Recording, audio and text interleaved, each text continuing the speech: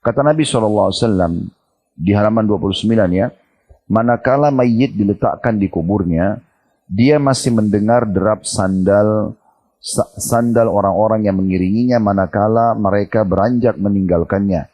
Dan ini sudah kita jelaskan, artinya ada riwayat lain 3 langkah orang yang mengantar jalan pulang itu masih didengarkan sampai 3 langkah. Setelahnya mayit sudah tidak mendengarkan lagi. Jika si mayit mukmin dan kita berharap tentu kita termasuk diantaranya, maka sholatlah ada di kepalanya atau sholatnya ada di kepalanya, puasa ada di sisi kanannya, zakat ada di sisi kirinya. Ini sampai sini sudah pernah kita jelaskan ya di poin 8 tentang sholat dan berbagai macam keutamaannya. Kemudian puasa juga sudah kita jelaskan itu di poin ke-9. Kemudian zakat juga di poin ke-10 sudah kita jelaskan pada pertemuan yang lalu. Dan yang keempat dikatakan sedangkan amal-amal kebaikan berupa sedekah, silaturahim, kebaikan dan kebajikan kepada manusia di kedua kakinya. Jadi kalau ibu mau garis bawahi di bukunya, digaris bawahi poin yang ini, yang keempat ini ya. Yaitu sedangkan amal-amal kebaikan berupa sedekah, silaturahim, kebaikan dan kebajikannya kepada manusia di kedua kakinya. Nah ini yang akan kita bahas nih. Karena tadi sholat ya itu sudah kita bahas, kemudian puasa juga sudah, zakat juga sudah, itu di kepala, di kanan dan di kiri. Kemudian sekarang kita akan bahas di bagian kakinya si mayit nanti, itu akan berkumpul semua kebaikan-kebaikan yang dia lakukan dari sedekah, silaturahim keluarga, kebaikan dan kebajikan kepada semua manusia di kedua kakinya, apapun itu. Lalu dia didatangi dari arah kepalanya, maka sholat berkata kepada malaikat, tidak ada jalan masuk melalui diriku. Kemudian dia didatangi dari sisi kanannya, maka puasa berkata, tidak ada jalan masuk melalui diriku. Kemudian dia didatangi dari sisi kirinya, maka zakat berkata, tidak ada jalan masuk melalui diriku. Kemudian dia didatangi dari arah kedua kakinya. Nah ini yang jadi bahasan kita sekarang. Dari arah kedua kaki mayit, malaikat akan datang. Maka amal-amal kebaikan berupa sedekah, silaturahim, kebaikan dan kebajikan kepada manusia berkata, tidak ada jalan masuk melalui diriku. Maka dikatakan kepadanya, duduklah. Dia pun duduk. Lalu diperlihatkan padanya seakan-akan matahari akan mendekati terbenam. Lantas dikatakan kepadanya, katakanlah kepada kami tentang laki-laki yang diutus kepada kalian. Apa yang kalian katakan tentangnya dan kesaksianmu atasnya? Si mukmin menjawab, biarkan aku sholat terlebih dahulu. Mereka berkata, maksudnya di sini biarkan aku sholat karena diperlihatkan seakan-akan matahari mau terbenam. Dia ingin sholat karena kebiasaan sholat selama di dunia. Maka para malaikat mengatakan, nanti kamu bisa melakukannya. Jawablah dulu apa yang kami tanyakan tadi. Katakan kepada kami tentang laki-laki yang diutus pada kalian. Maksudnya Nabi Muhammad SAW ya. Apa yang kalian katakan tentangnya dan apa kesaksianmu atasnya. Maka si mayit mengatakan beliau adalah Muhammad, aku bersaksi beliau adalah utusan Allah. Beliau datang membawa kebenaran dari sisi Allah.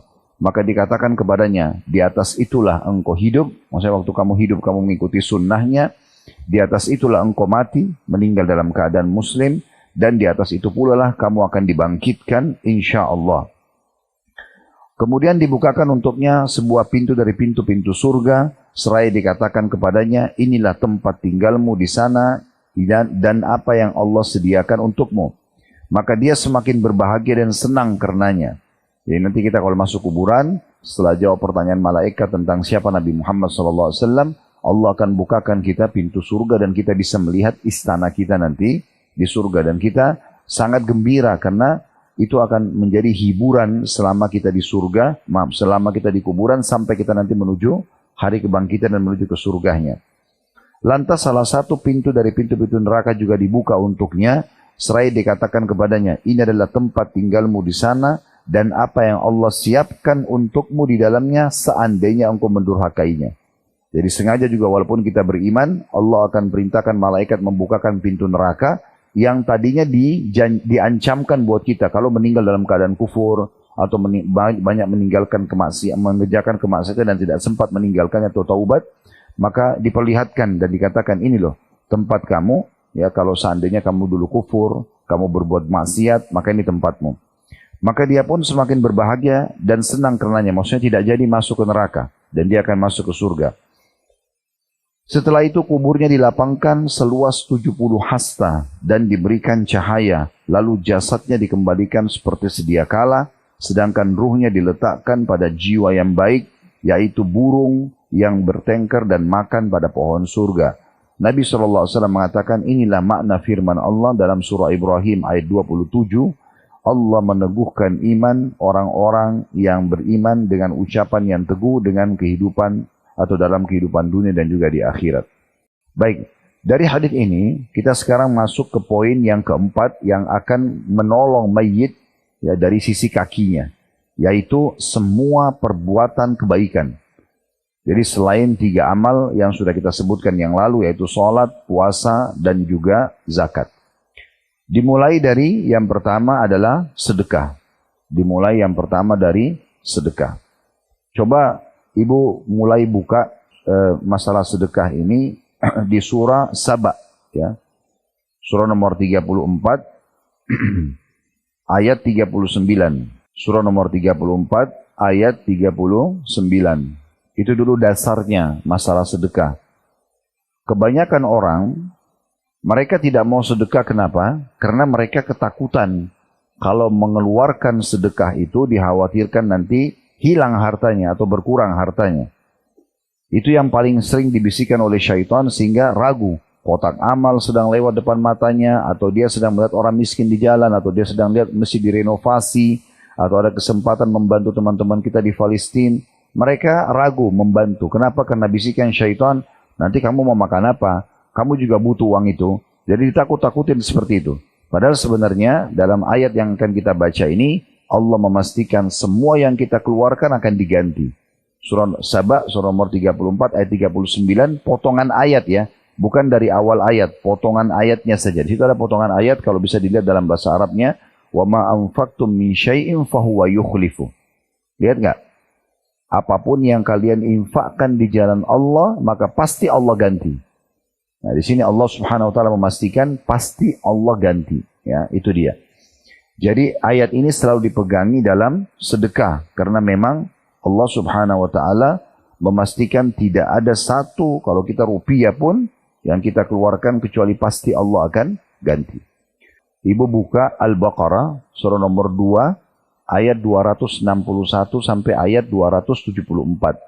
Ini ayat-ayat Al-Quran yang paling panjang membahas masalah sedekah dengan berbagai macam rinciannya gitu ya. Dimulai dari 261 sampai 274. Ini belasan ayat membahas tentang masalah sedekah. Baik itu motivasinya, bagaimana niatnya, bagaimana jenisnya, ya semua dipaparkan dalam ayat-ayat ini. Saya akan bacakan 261 bunyinya.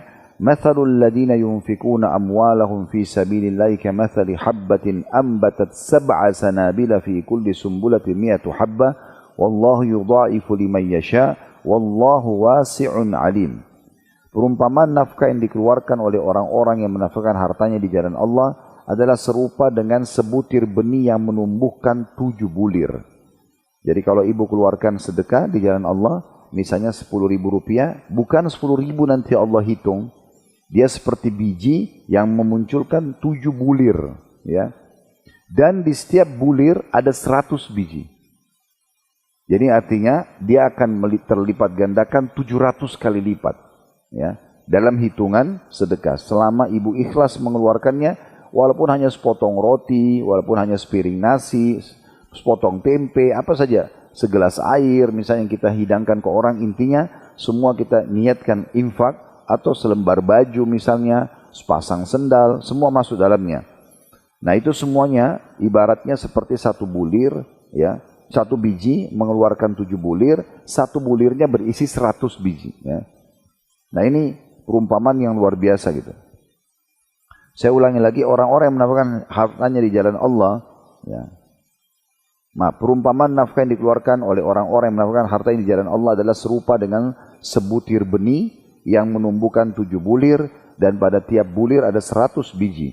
Allah melipat gandakan ganjaran bagi siapa yang Dia kehendaki dan Allah maha luas karunia-Nya lagi maha mengetahui. Tolong ibu garis bawahi akhir ayat, Allah maha luas karunia-Nya. Maksudnya yang menyuruh kalian sedekah dan menjanjikan akan dibalas berlipat-lipat adalah Allah yang maha kaya. Ya, pemilik alam semesta ini. Jadi nggak perlu khawatir dalam bersedekah, apalagi hitung-hitung. Ya. Ayat 262-nya. Alladzina yunfikuna amwalahum fi sabilillahi thumma la yutbi'una ma anfaqu mannan wala adan lahum ajrum inda rabbihim wala khaufun 'alaihim wala hum yahzanun. Orang-orang yang menafkahkan hartanya di jalan Allah, tadi harta di sini boleh uang, boleh pakaian, boleh makanan, boleh apa saja. Ibu keluarkan di jalan Allah. Di sini dikatakan syaratnya supaya maksimal mendapatkan pahala. Kemudian mereka tidak mengiringi apa yang dinafkahkan itu dengan menyebut-nyebut pemberiannya. Nah perhatikan ya, ini bahasa Arabnya mannan. Kamu kan sudah saya bantu, kamu kan sudah saya beri. Contoh misalnya, ada pengemis datang di rumah ibu hari ini. Besok dia datang lagi. Biasanya setan bisikin kita, kok orang ini lagi sih kita? Padahal sebenarnya rasionalnya, orang yang sama atau orang yang beda, intinya kita sedekah, kan gitu. Siapapun yang kita kasih, mau orang yang sama atau orang lain, ya intinya sedekah. Kenapa harus kita ribut dengan orang yang sama atau orang yang beda? Kan gitu. Bisa ditangkap pesannya ya. Karena kadang-kadang syaitan itu bisikin kita, kok orang ini lagi? Seakan-akan kita mau kasih orang lain. Padahal orang lain atau dia sama saja. Gak ada urusannya. Justru kalau ada orang yang rutin minta pada kita dan ternyata kita bisa membantu dia rutin, itu kan satu hal yang baik. Kita nggak usah capek-capek nyari orang gitu. Ya. Malah intinya adalah sedekah kita sampai di timbangan amal. Memang melalui mereka. Nah ini harus kita tepis bisikan syaitan seakan-akan kenapa harus orang ini yang sama. Atau kita menyebut-nyebutnya. Kamu kan sudah saya bantu. Ingat, lihat tak masjid tanah. Itu saya yang nyumbang loh karpetnya. Itu rumah anak yatim sana. Saya loh yang wakafin tanahnya. Nah ini tidak boleh. Menghilangkan pahala sedekah itu. Jadi nggak boleh mannan. Sebut-sebut kebaikan itu ya. Ini syarat yang pertama supaya bisa diterima sedekahnya. Yang kedua, dan tidak menyakiti perasaan si penerima. Lempar uang kasih di depan mukanya misalnya, gitu kan? Atau sambil mencaci maki sambil kasih, ya. Ini nggak boleh. Ini dua syarat mutlak nih ya. Selain ikhlas tentunya kepada Allah, tapi dalam ayat ini yang sering manusia terjerumus dalamnya itu tadi. Dia sebut-sebut pemberiannya dan juga dia menyakiti perasaan si penerima, ya. Pastikan ibu-ibu sekalian, kalau orang yang sedang kita bantu itu keadaannya, ekonominya seperti kita, dia nggak akan mengemis. Pastikan dia hidup juga senang. Untuk apa dia mengemis sama orang? Orang minta itu karena dia butuh. Dan bersyukur kalau Allah mengirim kepada kita orang-orang seperti ini di mana kita bisa justru bersedekah melalui mereka. Makanya persepsi ulama salaf kita, para sahabat, para tabi'in, tabi'in, tentang fuqara atau orang-orang miskin yang minta bantuan, itu mereka menyatakan pada dirinya mereka yang butuh untuk bersedekah. Bukan orang miskin yang butuh. Karena kalau ibu infak misalnya 100.000 kepada seseorang, atau 1 juta rupiah ibu kasih kepada seseorang, memang dia terima uangnya, tapi dia pakai hajatnya dia. Dia beli baju, dia makan, dia beli susu anaknya, misal contoh. Dia bayar utangnya, habis tuh, selesai. Bagi dia habis, bagi kita tidak habis. Karena nilai itu dibawa ke timbangan amal. Tapi harus melalui dia. Memang harus melalui tempat-tempat sedekah ini. Jadi yang kita lihat esensinya adalah sedekah kita sampai ke timbangan amal. Bukan siapa yang menerima. Nggak penting siapa yang terima. Ya. Jadi nggak usah milih-milih. Ini orang saya bantu atau tidak. Nggak usah milih-milih. Karena targetnya adalah sedekah. Dan saya pernah sampaikan, ibu-ibu sekalian, anggap setiap peluang amal yang sedang kita kerjakan adalah amal terakhir kita. Mungkin kita nggak bisa sedekah lagi setelahnya. Mungkin tidak bisa sholat lagi setelahnya. Mungkin tidak bisa puasa lagi setelahnya. Ini penting, ya. Makanya Nabi Muhammad SAW itu kalau mau imami sholat, kadang-kadang beliau mengucapkan sallu sholatal muwadda'ah. Sholatlah sebagai sholat perpisahan kalian. Maksudnya anggap setelah sholat ini meninggal, maka kita akan selalu maksimal menjaga kehusyuannya. Andai ada orang ditangkap oleh musuh dan akan dipenggal lehernya, dan dikasih kesempatan sholat 2 rakaat, kita bisa bayangkan bagaimana sholatnya orang ini karena dia tahu setelah salam dia akan dibunuh. Maka harusnya kita setiap saat seperti itu, karena malaikat maut datang bisa mencabut ruh setiap saat. Dan itu lebih dahsyat daripada leher kita ditebas. Karena ruh ini keluar langsung, gitu kan? Jadi ini syaratnya ya. Saya ulangi, orang-orang yang menafkahkan hartanya di jalan Allah, kemudian mereka tidak mengiringi apa yang dinafkahkan itu dengan menyebut-nyebut pemberiannya, dan tidak menyakiti perasaan si penerima, mereka kalau memenuhi dua syarat ini memperoleh pahala di sisi Tuhan mereka. Tidak ada kekhawatiran terhadap mereka dan tidak pula mereka bersedih hati. Tidak ada khawatir, di dunia mereka akan diberikan rezeki, matinya baik, di akhiratnya mendapat balasan maksimal. Itu maksudnya tidak ada kekhawatiran dan tidak ada sedih bagi mereka.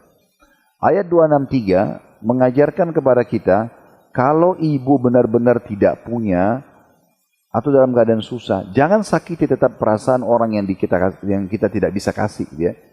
Jangan bilang, ini orang kamu nggak tahu ya saya juga lagi susah misalnya. Jangan ucapin begitu. Allah ajarkan kita bagaimana kalau kita betul tidak mampu. Sekarang kita kebetulan mau makan dan kita kelaparan sudah 2-3 hari nggak makan, kita harus makan nih. Ada juga orang datang minta. Kita cuma bisa tolong diri kita atau tolong dia. Sekarang kalaupun kita bagi mungkin cuma sepotong roti nggak bisa. Maka tetap kita ucapkan kata-kata yang baik pada dia. Maaf ya, saya belum bisa berbagi misalnya. Atau saya belum bisa bantu di kali ini. Tapi betul-betul tidak bisa ya. Bukan ucapin itu bohong. Dia punya uang banyak ratusan juta di rekening baru bohong bilang nggak ada uang gitu kan.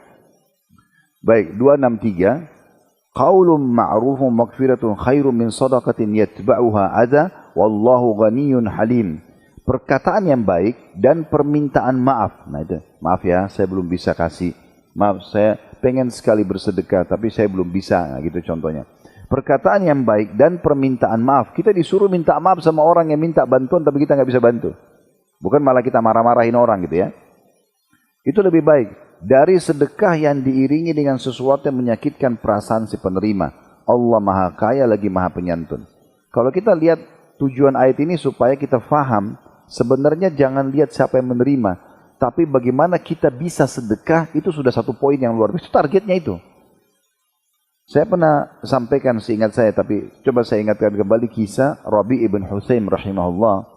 Beliau pernah dibuatkan oleh istrinya makanan yang sangat enak, dan pada saat dia mau makan sama 2 orang muridnya, tiba-tiba ada yang ketuk pintu, dan ternyata waktu dibuka pintu oleh anaknya, itu orang gila yang minta makanan.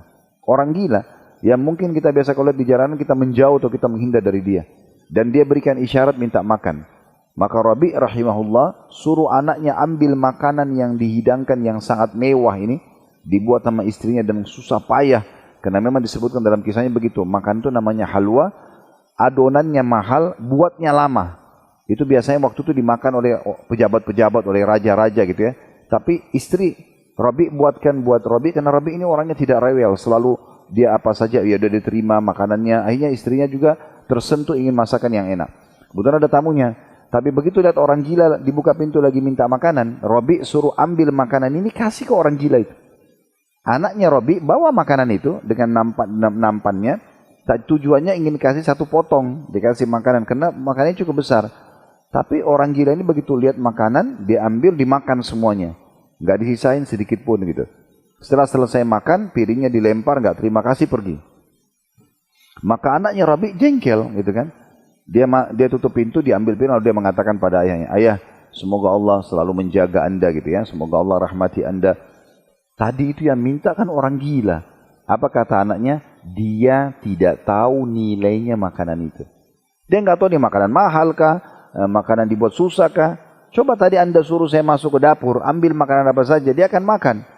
Mau roti, mau kurma, pasti dia makan.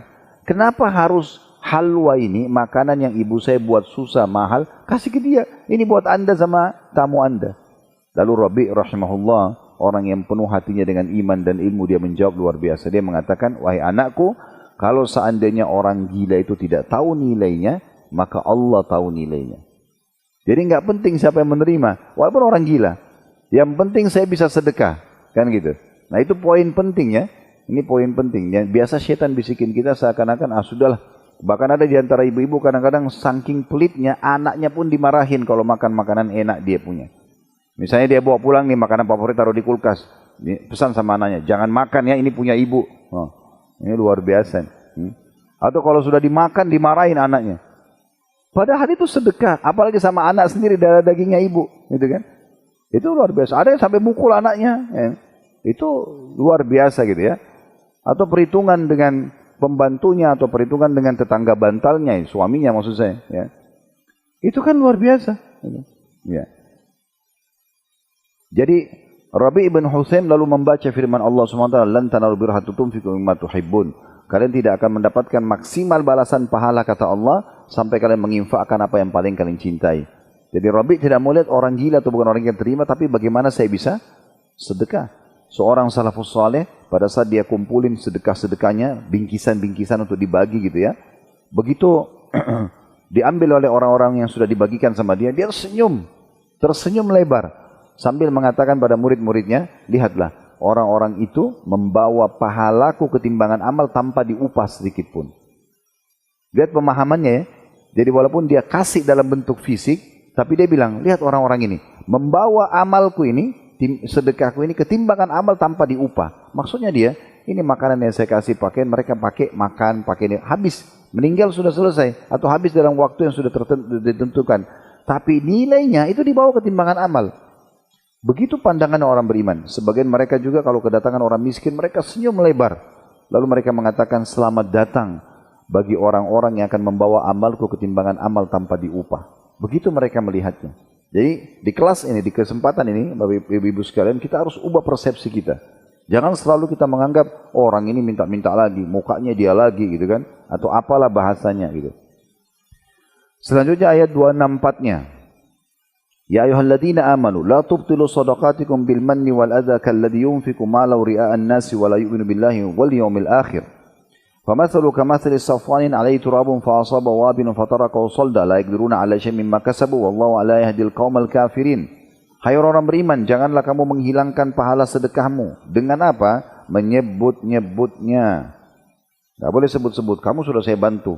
Saya sudah pernah bantu ini dan itu. Jangan disebut. Udah selesai. Sudah sedekah, lupain aja. Tidak usah ingat-ingat lagi. Malaikat sudah catat. Karena menyebutnya ini bagian daripada hal yang membatalkan pahalanya. Kemudian, dan menyakiti perasaan si penerima. Bayangkan 3 ayat Allah ulang ini. Jangan sebut-sebut, jangan sakiti perasaan penerima. Begitu terus. Dan ini memang yang paling sering terjadi nih. Ya, kita sebut-sebut dan juga menyakiti perasaan si penerima. Seperti orang, perumpamaannya, seperti orang yang menafkahkan hartanya karena riya kepada manusia. Orang-orang yang suka riya karena mau dipuji oleh manusia gitu kan, dia berinfak karena mengejar lisannya manusia. Dan dia tidak beriman kepada Allah dan hari kemudian. Dia bukan mengejar pahala untuk masuk surga dengan sedekah itu. Maka perumpamaan orang itu seperti batu licin di atasnya ada tanah. Batu yang licin di atasnya ditaburin tanah. Ini perumpamaan amal orang yang riya. Pasir itu yang ditaruh di atas batu licin adalah amalnya dia. Begitulah orang yang menyebut-nyebut juga sedekahnya dan menyakiti perasaan penerima. Kemudian batu itu ditimpa hujan yang lebat. Lalu menjadilah dia bersih tidak bertanah. Mereka tidak menguasai sesuatu pun dari apa yang mereka usahakan. Dan Allah tidak memberi petunjuk kepada orang-orang kafir. Jadi artinya habis percuma pahalanya gitu ya. 265-nya. وَمَثَلُ الَّذِينَ يُنْفِقُونَ أَمْوَالَهُمْ ابْتِغَاءَ مَرْضَاتِ اللَّهِ وَتَثْبِيتًا مِنْ أَنْفُسِهِمْ كَمَثَلِ جَنَّةٍ بِرَبْوَةٍ أَصَابَهَا وَابِلٌ فَآتَتْ أُكُلَهَا ضِعْفَيْنِ فَإِنْ لَمْ يُصِبْهَا وَابِلٌ فَطَلٌّ وَاللَّهُ بِمَا تَعْمَلُونَ بَصِيرٌ. Ini perumpamaan yang sangat agung ya Bu, dari Allah Subhanahu wa taala di ayat 265-nya. Perhatikan kata Allah, dan perumpamaan orang-orang yang membelanjakan hartanya karena mencari keridhaan Allah. Dia infak untuk mencari keridhaan Allah dan untuk keteguhan jiwa mereka supaya iman mereka itu kokoh ya. Seperti sebuah kebun yang terletak di daratan tinggi yang disiram oleh hujan lebat, maka kebun itu menghasilkan buahnya 2 kali lipat. Jika hujan lebat tidak menyiraminya, maka hujan gerimis pun sudah memadai. Dan Allah maha melihat apa yang kamu perbuat. Di sini Allah ajarkan kepada kita ternyata di pegunungan, tempat-tempat daratan tinggi, itu kalau kena hujan lebat 2 kali bisa panen pahala, bisa panen hasil buahnya. Kalau kebun kita di daratan tinggi, biasanya di gunung gitu ya, kena sejuk, dekat dengan hujan, udaranya dingin, itu bisa 2 kali lipat. Kalau kena gerimis aja bisa panen 1 kali. Ini perumpamaan orang-orang yang menginfakkan hartanya karena mencari keridhaan Allah dan untuk mengokohkan iman dalam hati mereka. 266-nya, ayawaddu ahadukum an takuna lahu jannatun min nakhilin wa 'anabin tajri min tahtil anharu lahu fiha min kulli thamarati wa asabahu al-kibar wa lahu dhurriyyatun du'afa'u fa asaba i'sarun fi narun fahtaraqat. Kadzalika yubayyinu Allahu lakumul ayati la'allakum tatafakkarun. Apakah ada salah seorang di antaramu yang ingin mempunyai kebun kurma dan anggur yang mengalir di bawahnya sungai-sungai? Dia mempunyai dalam kebun itu segala macam buah-buahan, kemudian datanglah masa tua pada orang itu, sedangkan dia mempunyai keturunan yang masih kecil-kecil, maka kebun itu ditiup angin keras yang mengandung api, lalu terbakarlah. Demikianlah Allah menerangkan ayat-ayatnya kepada kamu agar kamu memikirkannya. Maksudnya ayat 266 ini adalah orang yang sibuk menumpuk-numpukkan harta, tidak mau bersedekah di jalan Allah, seperti orang gini. Dia terus sampai tua menumpuk hartanya, tapi dia tidak mau ditahu kalau dia kaya atau memang sengaja dia tumpukin. Ini tidak ada manfaat buat dia. Apa manfaatnya? Dia mau pakai, dia nggak pakai karena dia pelit, dia nggak sedekah juga. Dan dia juga kalau mau tinggalkan buat anaknya belum tentu. Misalnya di masa tuanya tiba-tiba kena penyakit kronis, akhirnya uang itu dipakai untuk biayai. Tidak juga buat anak-anaknya, tidak buat dia, tidak buat anak-anaknya. Makanya dalam sebuah hadis Nabi SAW pernah mengatakan kepada para sahabat, siapa dan kalian yang suka hartanya dia yang kelola atau ahli warisnya yang kelola? Maka kata para sahabat, ya Rasulullah, tidak seorang pun di antara kami kecuali dia berharap dia yang kelola hartanya, bukan ahli warisnya. Kayak misalnya ibu sekarang pegang uang, nggak mungkin. Ibu pasti lebih pilih bagaimana ibu yang beli sesuatu daripada ibu anaknya yang beli sesuatu, karena ibu punya uang, kan gitu. Maka kata Nabi SAW, semua yang diinfakkan semasa hidupnya itu adalah milik dia. Dan semua yang dia tumpuk-tumpukin ditabung, itu adalah dikelola oleh ahli warisnya. Kalau dia meninggal, ahli waris yang nikmati. Belum tentu juga ahli waris bangunkan masjid buat dia, sedekah buat dia, gitu kan. Maka ini poin juga perlu jadi bahan perhatian. 267-nya, ya ayyuhalladzina amanu anfiqu min thayyibati ma kasabtum wa mimma akhrajna lakum minal ard wa la tayammamul khabitha minhu tunfikuna wa lastum biakhidhi illa an tughmidu fi wa'lamu anna Allah ghaniyyun hamid. Sekarang kita masuk ke syarat yang ketiga. Ya, kalau tadi tidak boleh sebut-sebut dan tidak boleh menyakiti perasaan si penerima. Sekarang ada yang ketiga nih. Kalau berinfak, perhatikan ya. Hai orang-orang yang beriman, nafkahkanlah di jalan Allah sebagian dari hasil usahamu yang baik-baik, yang berkualitas, makanan bukan bekas, ya, yang betul-betul yang masih bagus, gitu ya. Yang masih punya pembantu rumah tangga di rumah, sebelum diacak-acak makanan dibagi buat mereka. Mau berinfak pada orang, berikan yang terbaik, pakaian kah, apa saja. Allah suruh kasih yang terbaik. Ingat, jangan lihat si penerima. Esensinya, tujuannya adalah kita bersedekahnya, gitu ya. Allah bilang begitu, hai orang beriman, yang ada iman dalam hatinya, faham ini. Nafkahkan di jalan Allah sebagian dari hasil usahamu yang baik-baik, dan sebagian dari apa yang kami keluarkan dari bumi untukmu. Hasil panen buah-buahan, segala macam ya, dari perkebunan, pertanian gitu, keluarkan, kasih kepada orang, jangan nikmatin sendiri. Kemudian dikatakan, dan janganlah, ini syarat ketiganya nih, ya, garis bawahi baik-baik, dan janganlah kamu memilih yang buruk-buruk, lalu kamu menafkahkan darinya. Hasil panennya yang busuk-busuk, keluarin semua kasih orang.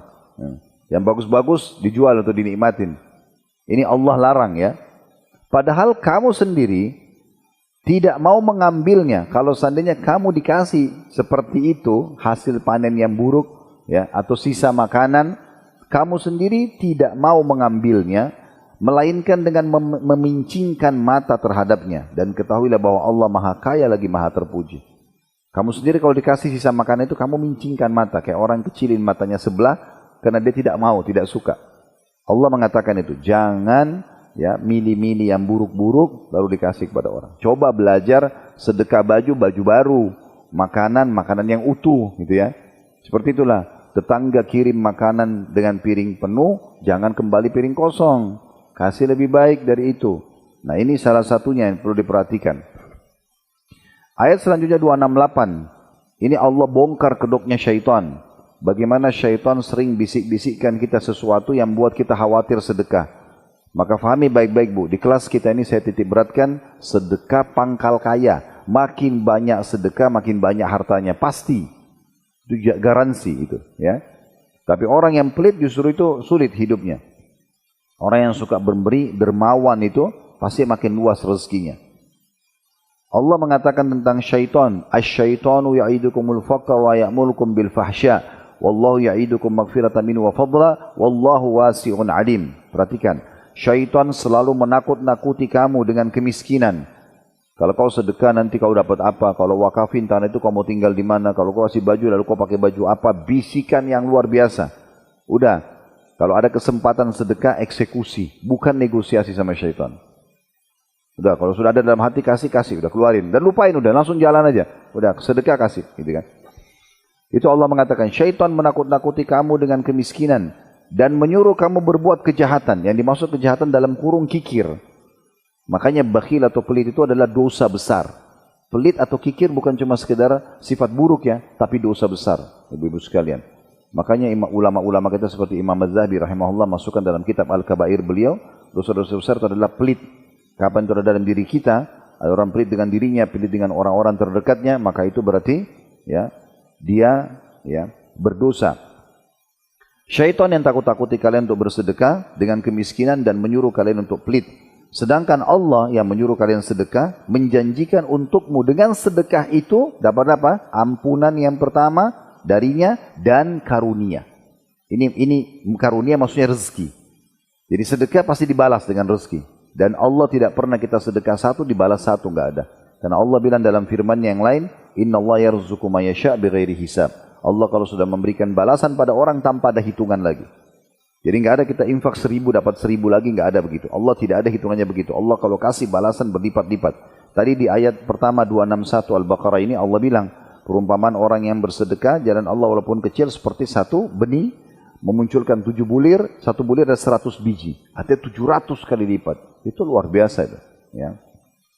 Tentu di sini jangan ibu bilang, kalau gitu Ustaz saya mau praktekin sebentar saya sedekah di kotak amal masjid ini 10.000 berarti kali 700. Ya, jadi harus kembali sekian, 7 juta misalnya. Bukan begitu ya. Karena rezeki Allah itu luas. Kalau orang selalu pikirnya rezeki itu cuma duit, ini salah. Rezeki itu kesehatan, keturunan, kebahagiaan, ya, makanan, minuman, pakaian, salah satunya uang. Bagian. Tapi kalau selalu uang, akhirnya kita perkecil kesehatan kita, kita perkecil pasangan hidup, kita perkecil anak-anak, kita perkecil kebahagiaan, kita perkecil oksigen yang selama ini, itu keliru. Rezeki itu lebih luas daripada apa yang kita bayangkan kalau cuma uang, gitu kan? Ada orang banyak uangnya tapi kena sakit, tidak bisa makan enak, misal. Tidak ada manfaatnya juga.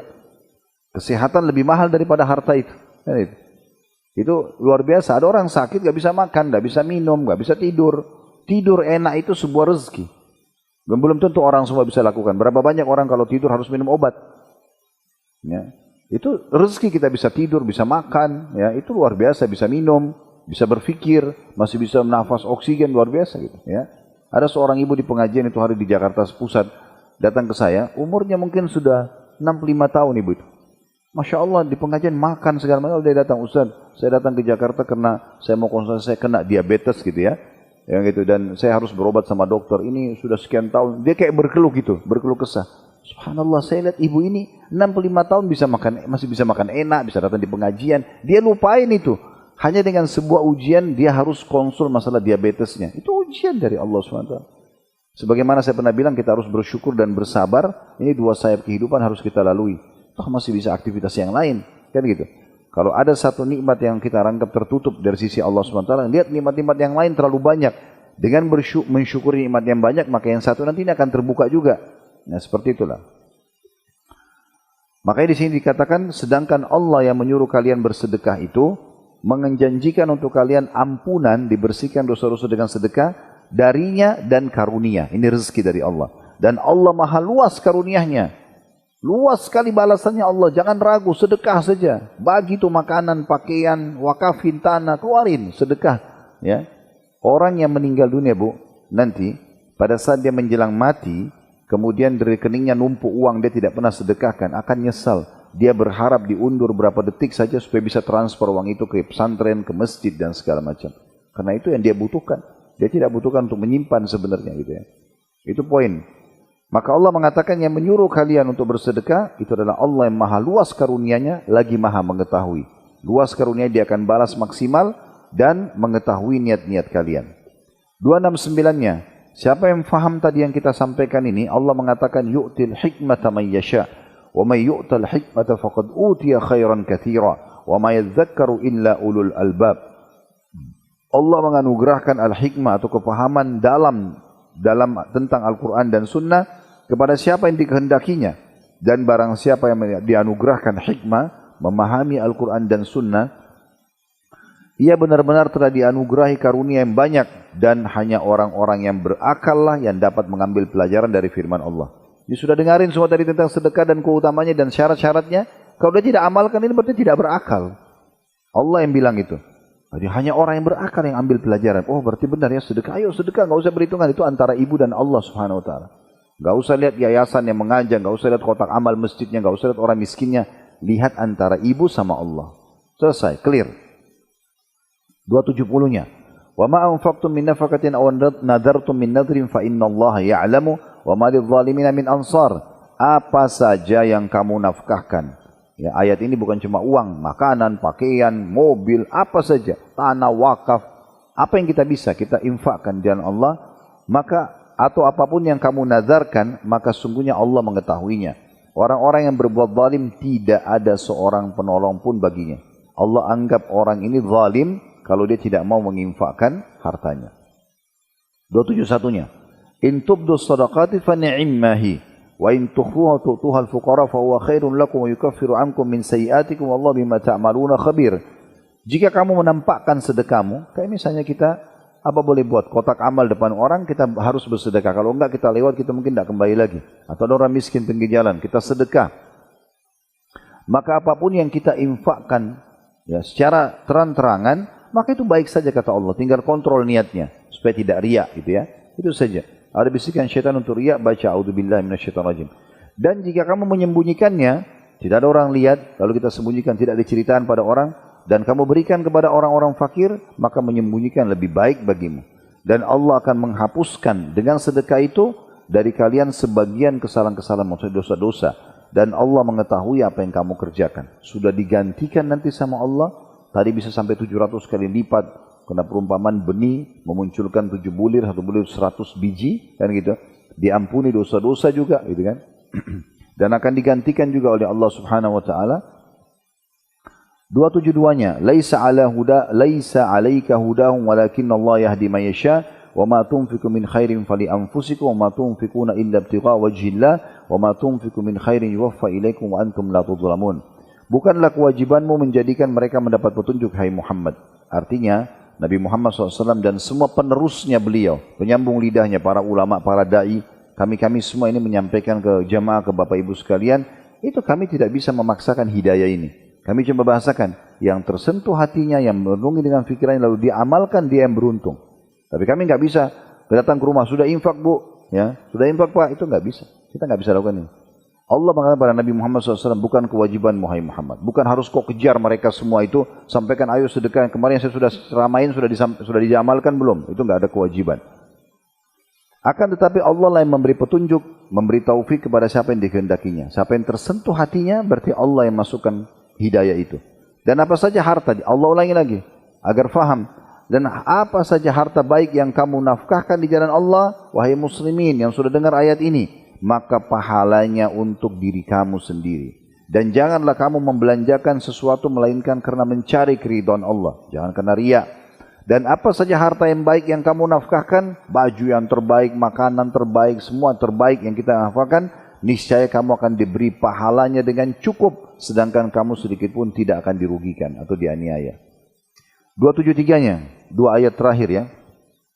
Lil fuqara'il ladzina uhsiru fi sabilillahi la yastati'una darban fil ardi yahsabuhumul jahilu aghniya'a minat ta'affufi ta'rifum bisimahum la yas'aluna an-nasa ilhafa wa ma tunfiqu min khairin fa innallaha bihi alim. Berinfaklah kepada orang-orang fakir yang terikat oleh jihad di jalan Allah. Mereka tidak dapat berusaha di muka bumi seperti teman-teman kita di Palestina. Mereka nggak bisa kerja, nggak bisa apa-apa. Kita bebas kerja. Mereka butuh untuk dibantu. Orang yang tidak tahu menyangka mereka adalah orang kaya. Ada sebagian orang miskin, dia tidak mau minta-minta karena mulia jiwanya. Bukan berarti tidak minta kita nggak kasih, ya. Beda bu ya, pahala antara orang yang tunggu diminta baru dia kasih dengan orang yang kasih tanpa diminta. Itu pahalanya beda. Yang kedua lebih besar pahalanya. Ya. Karena kita tidak tunggu orang minta. Apalagi kita memberi sedekah ini, boleh kepada orang miskin, boleh pada orang kaya. Sekarang seorang anak, kalau dia memberikan rumah atau mobil buat ayah ibunya yang sudah kaya raya, boleh nggak? Boleh, tidak ada masalah. Atau ibu sama teman-temannya sudah kaya, Masya Allah, ibu mau memberikan hadiah pada dia baju, boleh. Sedekah itu terbuka luas sekali gitu ya. Boleh kasih kepada orang miskin, boleh juga kepada orang kaya. Tapi ada orang-orang miskin, kita bisa lihat dari pakaiannya, kita bisa lihat dari penampilannya, kata Allah. Dan ada orang-orang yang orang tidak menyangka mereka, atau orang-orang tidak tahu menyangka mereka orang kaya karena memelihara diri dari minta-minta. Kamu kenal mereka dari sifat-sifat mereka. Maksudnya sifat mereka itu mulia. Kita tahu rumahnya sangat sederhana, pakaiannya sederhana, hidupnya susah sebenarnya. Tapi mereka tidak mau minta-minta. Mereka tidak meminta kepada manusia secara mendesak. Dan apa saja harta baik yang kamu nafkahkan di jalan Allah, sesungguhnya Allah Maha mengetahui. Jadi seakan-akan pesan Allah di sini, jangan pilih-pilih orang yang minta atau tidak minta. Kadang-kadang ada orang mulia, dia tidak mau minta. Tapi kita lihat orang ini susah sebenarnya. Kasih aja. Subhanallah, sedekah yang kita keluarkan Bapak Ibu sekalian, semua orang suka diberi. Walaupun orang kaya. Sunnatullah, peraturan Allah seperti itu. Apalagi orang miskin. Dan ada sebuah hadis yang lain, termasuk amal yang paling Allah cintai adalah memasukkan kegembiraan dalam hati seorang muslim. Atau melunasi utangnya, atau mengeluarkan dari permasalahan, atau menghilangkan rasa lapar darinya. Semua itu masuk dalam amal-amal yang paling Allah cintai. Ini amal-amal kebaikan semua, yang akan melindungi nanti kita di kuburan. Ayat terakhir tentang sedekah 274. Kita bisa bayangkan dari 261 sampai 274. Belasan ayat semua bicara masalah ini. Alladzina yunfikuna amwalahum bil laili wan nahari sirran wa alaniyatan falahum ajrum inda rabbihim wala khaufun 'alaihim wala hum yahzanun. Orang-orang yang menafkahkan hartanya di malam dan siang hari secara tersembunyi dan terang-terangan. Berarti tidak kenal waktu. Mau pagi sampai malam, malam sampai pagi, pokoknya 24 jam selama ada kesempatan orang-orang yang suka sedekah. Baik sembunyi-sembunyi transfer, tidak ada yang tahu. Atau memang sengaja dia keluar cari orang miskin, dia bagiin makanan, dia cari bagiin pakaian dan segala macam. Maka mereka mendapat pahala di sisi Tuhannya, tidak ada kekhawatiran terhadap mereka dan tidak pula mereka bersedih hati.